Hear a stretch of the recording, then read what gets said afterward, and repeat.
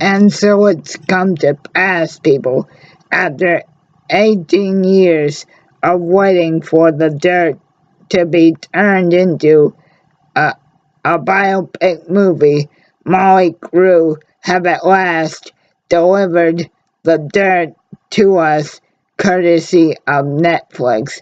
And I have to say something right here and right now. First of all, oh my motherfucking God. And second, thank you to to to not only the incredible team at Netflix that was in charge of finally bringing this much beloved best-selling autobiography to life, but also the biggest thank you goes to obviously Vince Neil Wharton, Nikki Sixx, Mick Mars, and Tommy Lee. Gentlemen, thank you for finally finding the right people to unleash the masterpiece, in my opinion, that is The Dirt, the movie. Guys, I do not know where to begin with this movie, but I will say, strap yourselves in, because we are going to be here for a minute now. So first things first, guys. Before I get into the actual review aspect of the movie, let me tell you two things that I absolutely love about this biopic. Okay, one that the gloves are off in terms of things having to be censored because because it's a biopic.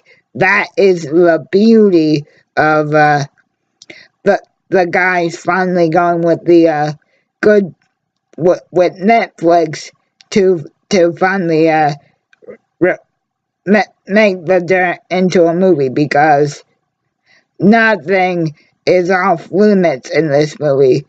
So basically, all the gory, hairy shit that made The Dirt a #1 bestseller back in 2001. All of the gore, the debauchery, the graphic images, the disgusting behavior, all the beautiful, obnoxious, and disturbing things that always represent what Motley Crue is and was as a band, made it to this movie. And the other thing is, Nicky was right in one of his interviews promoting this movie with their manager Alan Kovac, in that this movie also has a very Goodfellas-esque type of narration to it. But guys, I do believe that The Dirt is the Goodfellas of music biopics, because just of the way that instead of just Nicky telling you the story, it is split up. So every single member of the band, it's like they're all sitting around like I guess a campfire type of thing, and basically telling you the story of their career and telling you the story of how they grew up. So now on to the actual premise of the movie. So first thing it opens off with this a, a narration by Nikki saying how how how how how the 80s were so horrible, and that he always felt like he was born in the wrong time. So and how he thought it was disgusting that everything was so punk, so political, and just so damn right depressing. So he basically opens the movie by saying, ever feel like you were born in the wrong time? Well, we felt the same way. So we decided to make the world and the Sunset Strip our own. And it opens up after Nikki says that opening narration piece. We cut to then one of the band's legendary reckless parties at at their apartment just above the sun sun Sunset Strip out in LA. And guys, you just have to see this to be able to fully understand it, because the movie literally brings all the unprecedented, obnoxious, and downright almost psycho things that the guys always described in those early parties. It happened right in the opening of this movie. I mean everything from Tommy giving a lap dance to a groupie to just the entire apartment being trashed, and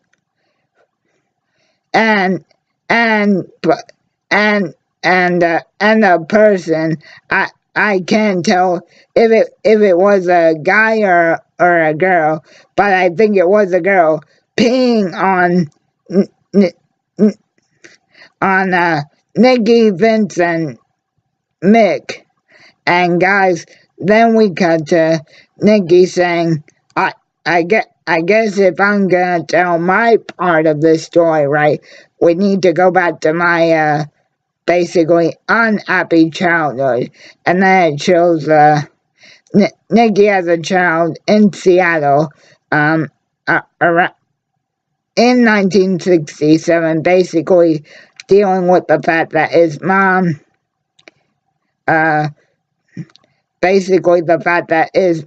and his dad were basically good for nothing pieces of shit, and how his mom would basically always bring in these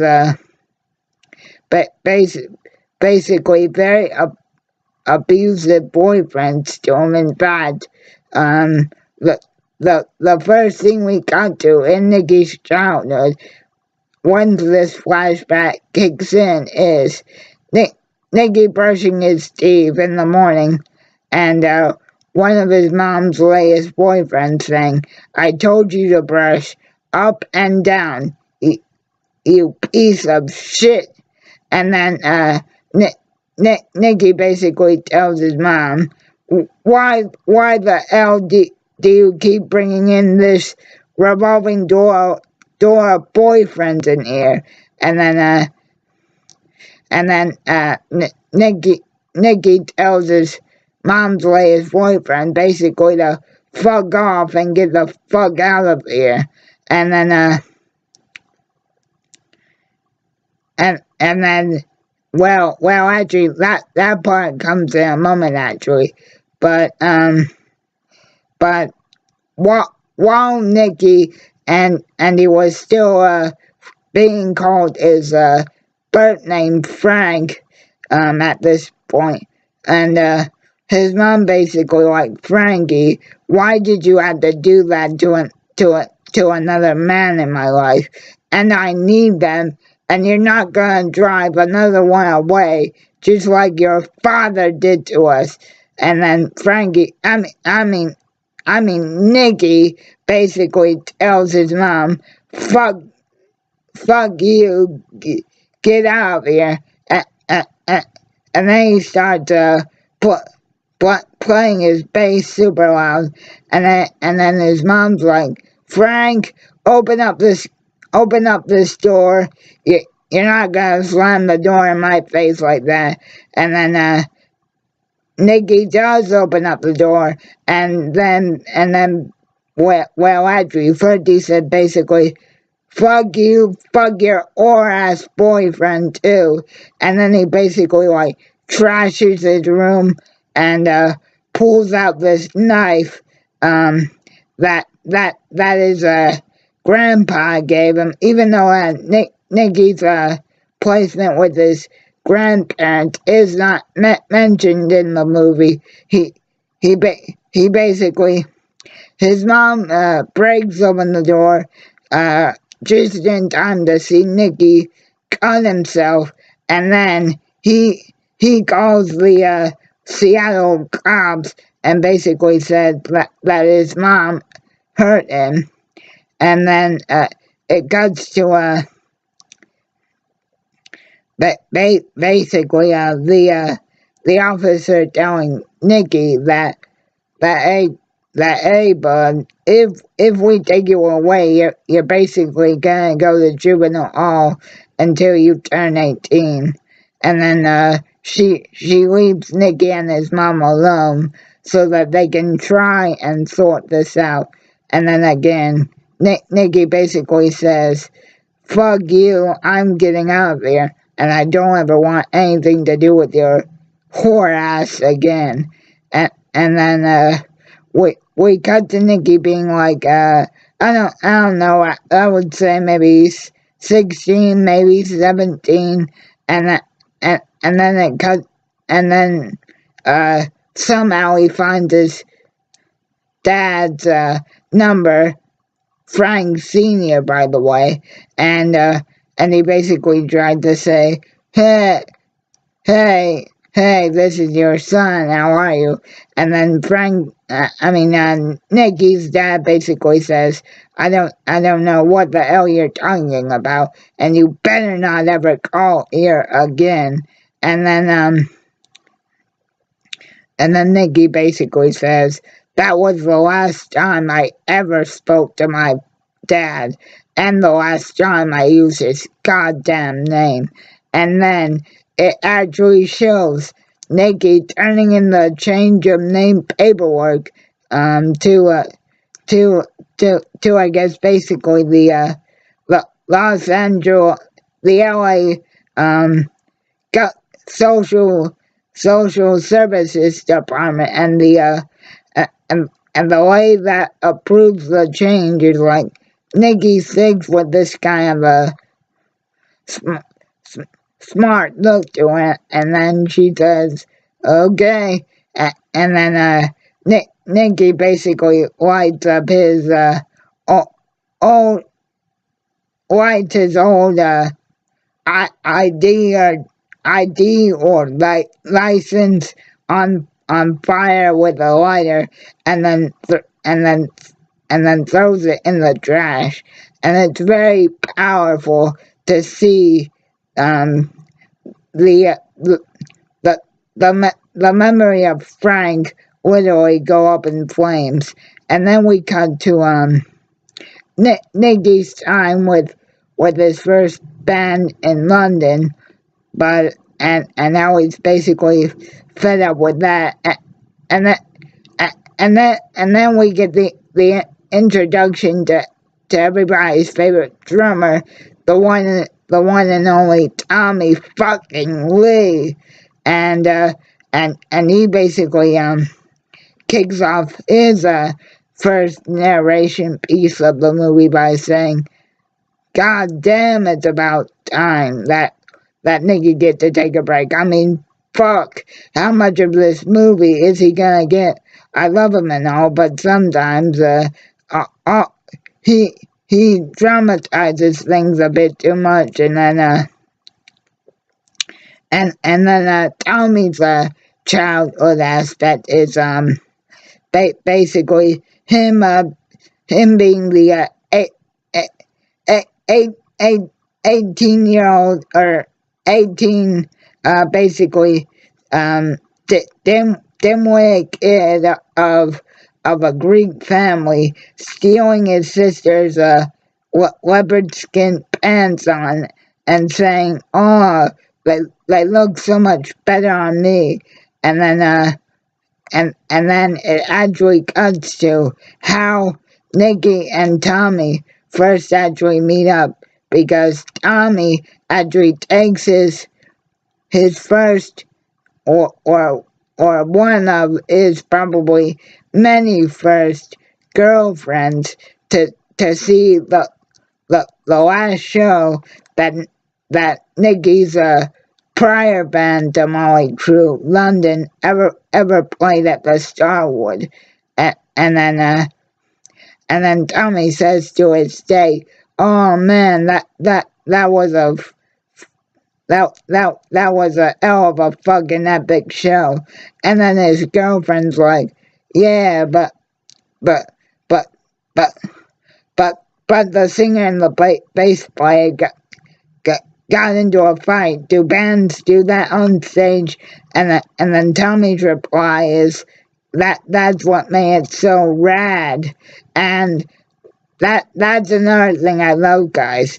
I love how each of the actors portraying Nicky, Mick, Tommy, and Vince got down, even their mannerisms and the exact vocabulary and phrasing that that that that they basically use. And then Nicky and Tommy actually end up meeting for the first time at a diner. I guess very close to the Sunset Strip again. And then Tommy says to his date, "Hey, yo, love, that's Nicky fucking Six. He, he's the guy whose band we just saw." And then Tommy finally goes over to Nicky's booth to say, "Hey man, I'm kind of a drummer, and I got London's poster in my room." And then Nicky tells Tommy, "Dude, just take that poster down because London's dead in the water." And then that's how Nicky and Tommy basically joined forces to create what ultimately became Motley Crue. And then we got to basically Mick joining the band, and the way they actually introduce Mick's role in the movie, guys, is actually very funny, because in interviews, Tommy always said that him and Nicky actually went to Mick's house to basically audition him. Well, in the movie's version, Mick actually comes to I guess it's Tommy's house in like this old beat up I guess you could call it kind of a hot rod, maybe like a station wagon type of thing. And then Tommy sees Mick kind of having a hard time getting his gear up, and then Tommy basically helps Mick carry his amp up the stairs and into the audition room, and then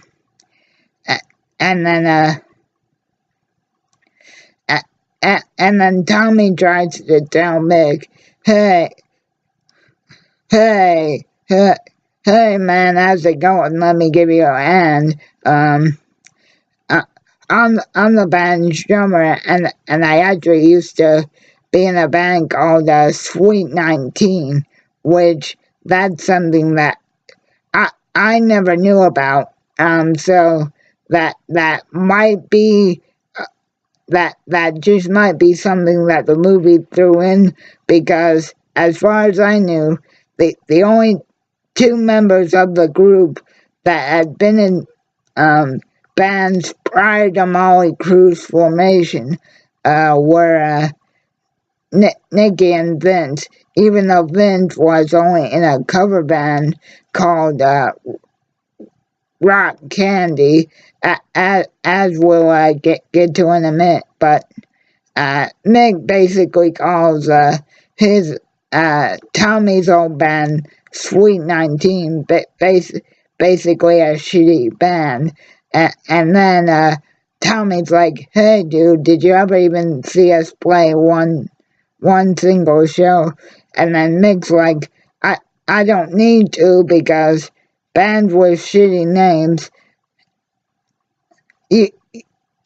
that shitty name usually means shitty band, and of course you're already a pretty scrawny drummer, so it must be a shitty band to begin with. And then basically we see the rhythm guitarist that Tommy and Nicky had basically hired to basically play rhythm, but before it ultimately made the decision to basically just become a one lead guitar piece. And then the the the the other rhythm guitar player that had been sort of crafting what would become a live wire and some of the group's earliest tracks from their debut album Too Fast for Love. What Mick basically plugs in to rehearse that first session of what would become live wire, the rhythm guitarist is like, "Hey old man, you're playing too fast." And then and then he says, "Yo, Tom, Nick, aren't you guys gonna back me up on this one?" And then Tommy and Nicky basically don't say anything. And then that rhythm guitar player guy who actually they don't name in the movie, so I'm going to assume it was just some local guy that they thought maybe would go good. But he basically says, "Screw you guys, I'm out here. Your band's never gonna amount to anything." And then just Mick, Tommy, and Nicky can continue to rehearse what would ultimately become those tracks off their 81 debut album. But before Mick says, "Hey, would somebody mind telling me who the fucking singer is in this little band of carpet monkeys?" Which, before we get to Vince's role in all this, I just wanted to say, I absolutely love how the only thing it addresses about Mick's personal life in the entire movie, other than his eventual addiction to painkillers, but before the band reunited in 2005, which the movie does get to, but we'll get there in a few minutes. The only thing that it touches on in Mick's life prior to Motley Crue is 10 years earlier, when he was 17, being first diagnosed with ankylosing spondylitis, or AS as Mick likes to refer to it because it's easier. And what AS is, for those of us that don't know, is it's basically like um, all the vertebrae and the ligaments that are in your spine. It it it's basically like always having hot cement on your back, and and it eventually makes it so so so that person's back is all hunched over, which unfortunately, unknowing to the band, for like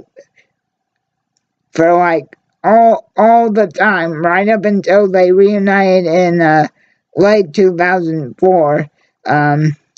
Mick kept it a secret for the first 20 years of the band's existence. But then we transitioned to Tommy suggesting, hey, I know this great old pal of mine from high school, Vince Neil Wharton, who I'll be honest, can't seem that great, but he's the guy that we need. And guys, it is just shocking how good they nailed Vince's last performance with rock or hard candy, what hard candy, I think it was, and just how how how how how how one of the girls he interacts with at this pool party is basically literally shoving her breast down Vince's pants. Yes, people, you heard me right. This movie, in multiple occasions, has the the female actors that obviously portray the groupies get get get fully naked and and on multiple occasions, especially Vince, is like rubbing his penis all up and down.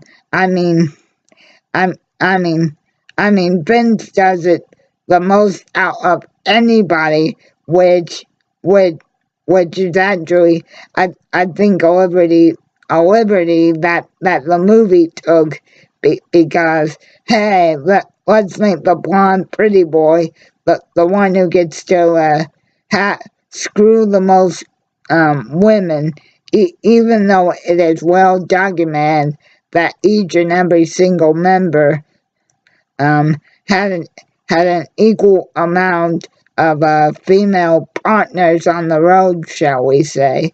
And yeah, guys, it's truly funny. But then anyways, after actually, but before the group ever got Vince, Mick says, hey,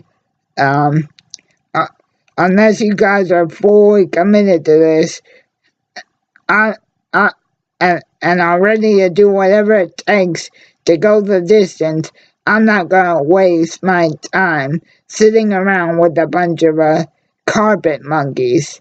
And then that's when we got to Vince's filling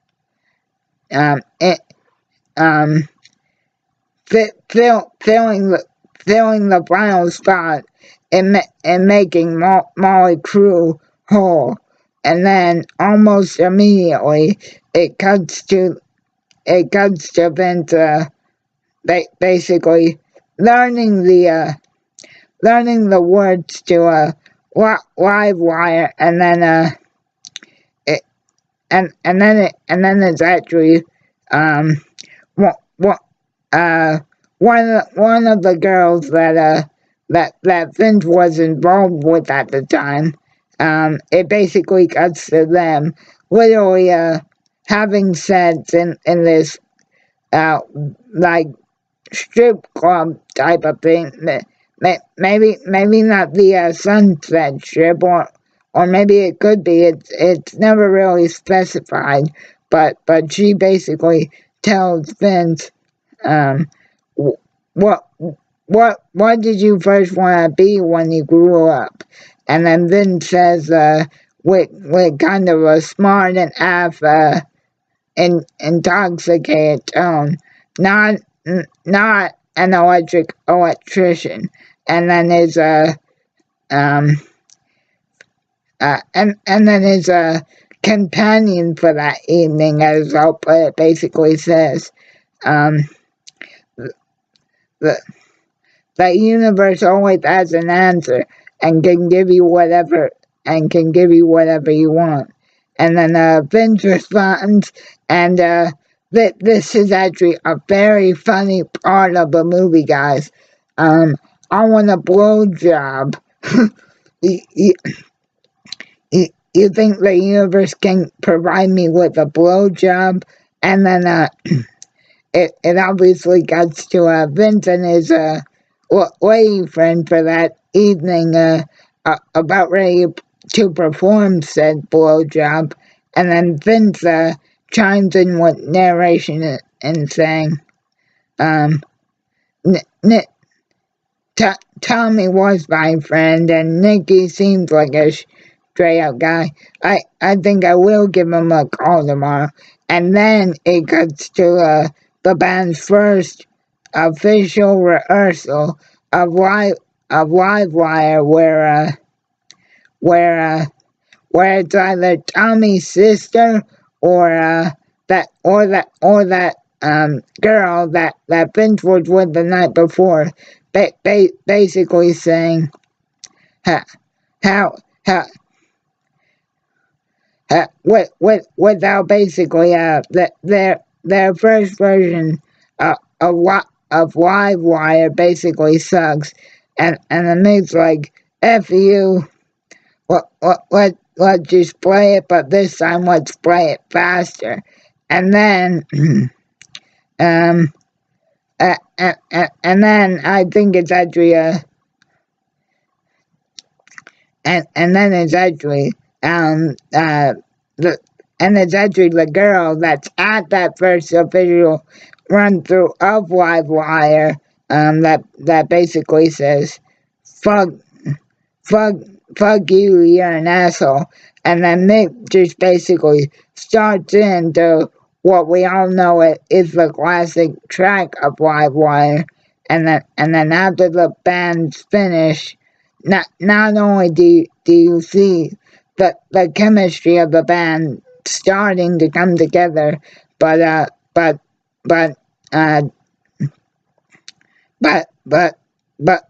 that girl says, and I quote, "Holy shit!" And then it cuts to the band selling out shows all around the strip out in Los Angeles, from the Starwood to the legendary Whiskey A Go Go. And then one of the bosses from he would eventually become a major part of Electro Records, but this young fellow at the time, Tom Zutat, who would basically that would basically become very, very close with Vince and the boys in the crew, right up until right before they would rehire Vince for Generation Swine, when when Nicky basically demanded that since the label was about to drop him, that Electra give the group the rights and the masters to all their music back, which, by the way, guys, Motley Crue still to this day owns all of their masters, and that's something that not even the Beatles do, as pointed out many times by their manager Alan Kovac. So anyway, guys, Tom basically has his first meeting with uh, with with Motley Crue at the Sunset Strip, and he's basically um uh, uh, uh, uh, and he basically almost has like a sexual act performed on him by a stripper that has been put under the table, just as a little surprise, and then the stripper almost, and she does manage to unzip her Tom's pants, and then everybody laughs, myself included actually. But to cut to the chase here, Tom basically offers the group a 5-year record contract with Elektra Records, and then obviously the band says yes, and then we cut to the band's original manager, Mr. Doc McGee, who of course some people may know as the manager of Kiss since 1996, the original manager of Bon Jovi and Skid Row, and he also at one time managed the Scorpions, but Nikki breaks the fourth wall and saying Doc never actually came to our house. We met him after a show one night, and his partner Doug, who was too much of an ass to be featured in this movie. And that's another thing I love about this movie, guys, because at each point, everybody, I think except for Vince, breaks the fourth wall and literally talks to the audience as a scene in the movie is happening. So then it cuts to Molly's first official show after releasing "Shout at the Devil," and Tom basically says, "Please, everybody, let's try not to screw this up." And then Nikki basically gives everybody like that first serious pep talk and saying, "Hey, look, guys, we made it, and look what we are." The old timer in the group, referring to Mick, the kid drummer, referring to Tommy, the cover band lead singer Pretty Boy, obviously talking about Vince, and of course the runaway referring to himself, and we made it. So let's go out there and obviously say to all the haters, fuck you, and let's show this audience who Motley Crue is. And then, guys, it honestly cuts to this truly breathtaking recreation of Motley Crue's first major tour, supporting the Prince of Darkness himself, Ozzy Osbourne, and then almost immediately, Dog has to deal with the stress and the trials that came with managing Motley Crue back in basically their key years, which is Shout at the Devil all the way up until Dr. Feelgood. Even though in the movie Nikki fires Dog at before Dr. Feelgood is ever recorded, for trying to bring Nikki's mom to see the band at a show, and then just to talk about that moment real quick, cause I don't want to keep you guys here all day. Uh, she basically tried to say, "Oh, Frankie, it's so good to see you," and then after a few seconds of this, Nikki says, "That's not my fucking name anymore." And then he basically tells Doc, "Who the hell do you think you are, bringing her here?"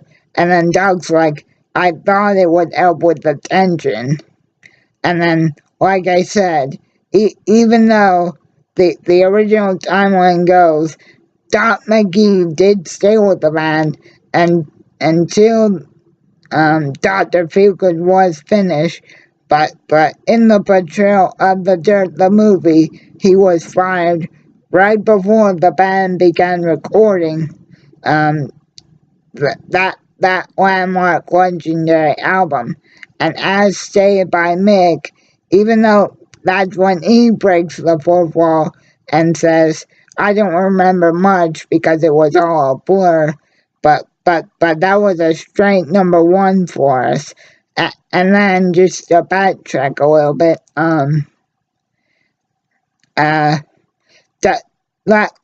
like I say, Dot, it cuts to Dot basically having to deal with all the childhood antics of the crew back in those days, like from having to pay their outrageous hotel bills because of fines to basically having to chain Tommy, handcuff Tommy rather to the bed because he was so drunk after literally waking up at 5 in the afternoon from being so intoxicated from that prior evening's events, and Tom and the actor that plays Tommy, Carlton, aka Machine Gun Kelly, basically gives you a very detailed description of what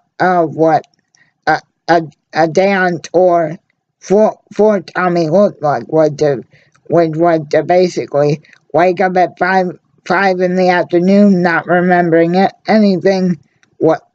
And the only reason that I would wake up because the phone would ring, I'd say, "Oh fuck," basically. Drove down at 7:30 that night. Basically wake back up, get a few drinks in me to basically become alive again, and then basically do the show, be done by 11:15, and then basically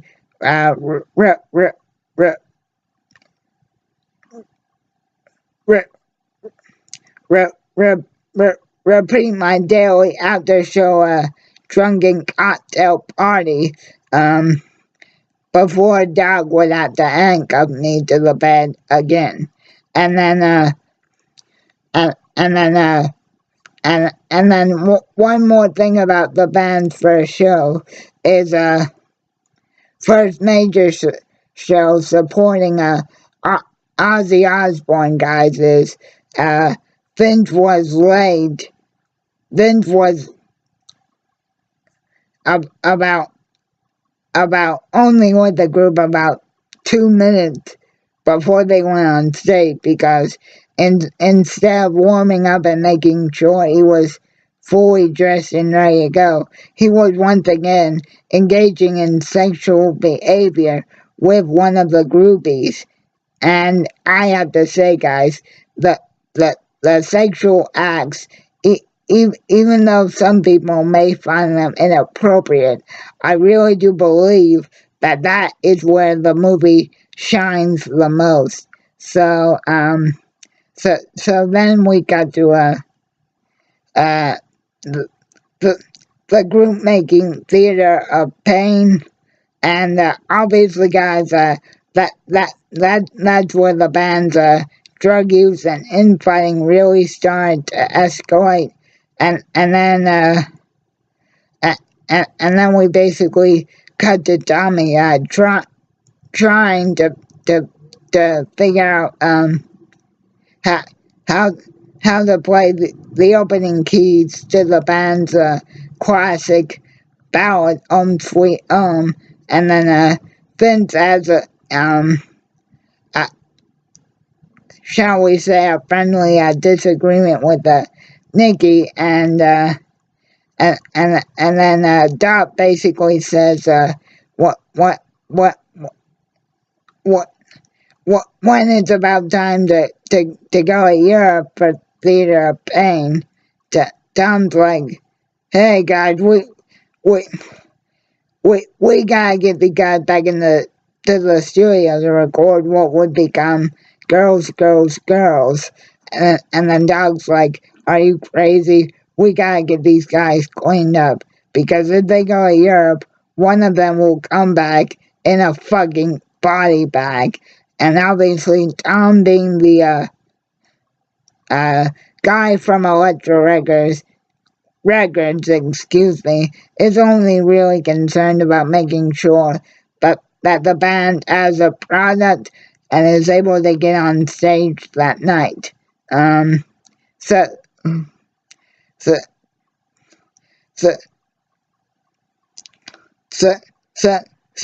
then let's fast track to the sort of the ending point of the Girls, Girls, Girls tour, where everybody's basically so fucked up, and that's when unfortunately the fatal incident of Vince crashing his car and fatally killing Hanoi Rocks drummer and one of Vince's best friends, Douglas Razzle Dingley. And obviously, guys, it shows Tommy and Nikki, and I think even Mick, actually seeing vintage style take place on TV, and then that is actually what forced the band to get cleaned up for their number one selling album from 1989, Dr. Feelgood, which by the end of that tour, as demonstrated very well in the movie, but by the end of that tour, that's what caused Vince to leave the band in 1992. But first, let's touch on Tommy's wedding to his first wife Heather Locklear, where on the plane to Kansas, still on the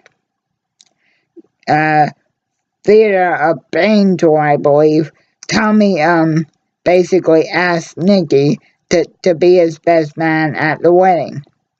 And then Nikki's like, sure man, and Tommy's like, thanks dude, you're like my brother, you know that. And then on Tommy's actual wedding day, as Nikki himself actually admitted to in an interview only a few days ago, he was not by any means clean sober during that wedding ceremony. In fact, Nikki is so out of it on alcohol and heroin. Tommy basically has to basically slap Nikki in the face to wake him up so that they can enter the ceremony. And Nikki basically says, I'm good, and no, and then Tommy's like, no, fuck you, and then he pretty much makes Mick the the substitute best man, and that's one thing I really like what they did with Nick's character in this movie, guys, because he is basically the peacekeeper between Vince, Nikki, and Tommy. And then of course Nikki ends up managing to make it through the ceremony, but literally has to lean on Mig, who let's remember has a severe chronic spine condition, and Nikki literally has to lean on Mig to take the snapshot of the four of them at Tommy and Heather's wedding. And then obviously, guys, because the Dr. Feelgood tour had so many dates added to it, that's what caused Tommy's and Vince's marriages to ultimately deflate, because there were so many shows added that there was basically no time for them to be husbands. And basically, guys, one last thing I really do love about this movie is that it really takes no shame in obviously demonstrating that Motley Crue was actually Nicky's creation right from the start, and how forming Motley Crue ultimately basically saved Nicky's life and gave him a reason to live. And then it cuts to Nicky's December 22nd of 87 almost fatal overdose, where he and his dealer are basically talking about Walt Disney, and then Nicky says to the guy that ultimately delivers that nearly fatal line of heroin, no, you do it, go on, fix me. And then I'm very grateful that it cuts out the bullshit of Nicky supposedly having a out-of-body experience, but instead it demonstrates the EMTs in the ambulance. One of them is obviously ready to declare Nicky dead, guys, because let's remember, for those of us that know what happened from Nicky doing his own personal interviews about this, he technically did die. But the other ENT is like, no, man, this is Nicky fucking Six from Motley Crue, and he is not dying in my ambulance. So the ENT that said that basically puts two chest tubes and pumps them full of adrenaline, and that is what ultimately, no pun intended, kickstarts Nicky's heart. And that song was also inspired by Nicky's almost fatal overdose. And one other thing I love about this movie, guys, is this is the portrayal of the dirt, but also, especially with Nicky's almost fatal relationship with heroin, I feel like it tackled a lot of what the Heroin Diaries, which is Nicky's personal story about the diaries he used to keep when he was still doing heroin. I love how it does that. And then it does basically deal with Vince leaving the band in '92, and them bringing in singer John Corabi for one album, and then, like I said earlier, Nikki demanding that Tom give give the group their masters back, and then um, instead of covering Generation Swine, the the the the, the movie ends with a uh, Nikki basically going to Tommy and saying, "Hey, look, man, uh, uh, uh, I'm sorry about what happened on your wedding day. You're still my friend. You're my brother. I love you. Now, come on. We got a mission to do to put the rest of the family back together." So, instead of covering the Generation Swine record and the disbandment of the original group that occurred in '99, guys, the movie ends with Vince, Mick, Tommy, and Nikki getting back together for what would become Carnival of Sins, Red, White, and Crue, and after 10 years since Generation Swine, even though the movie does not cover this, Saints of Los Angeles, and then one of the last scenes in the movie is basically Mick coming out of the hospital from getting his hips replaced because his ankylosing spondylitis had progressed to the point so bad that his natural hips had basically worn away, that he needed a full-on double replacement. And the last scene is everybody just sitting around with Vince and Tommy basically saying, "I'm sorry to hear about Skylar, man. You're still my brother. I love you."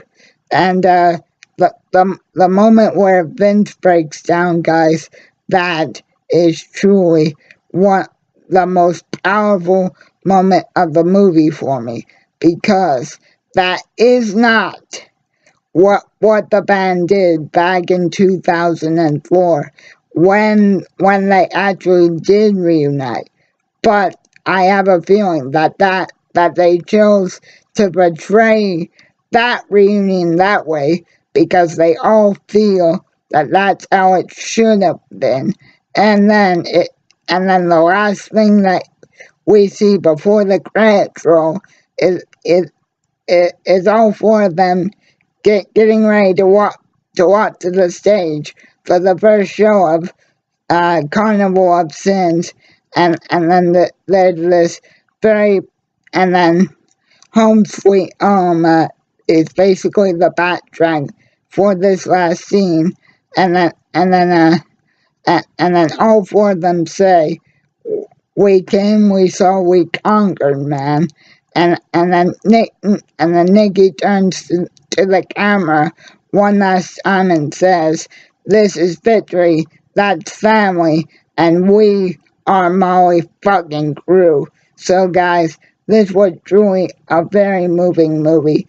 And one last thing I will say is, thankfully, Meg's AS has thankfully stopped, and I feel like actually filming the dirt actually finally did repair the entire group's relationship as friends, not a band. So I hope you enjoyed it, guys. And the dirt was great.